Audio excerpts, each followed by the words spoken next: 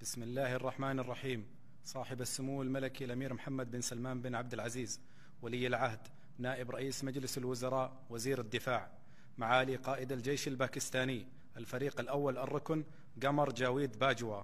أصحاب السمو والمعالي،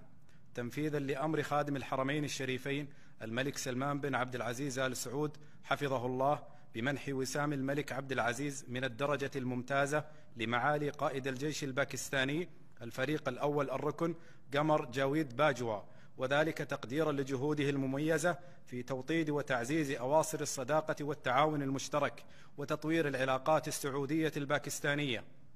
يتفضل صاحب السمو الملكي الأمير محمد بن سلمان بن عبد العزيز ولي العهد نائب رئيس مجلس الوزراء وزير الدفاع بتقليد الفريق الأول الركن قمر جاويد باجوا وسام الملك عبد العزيز من الدرجة الممتازة.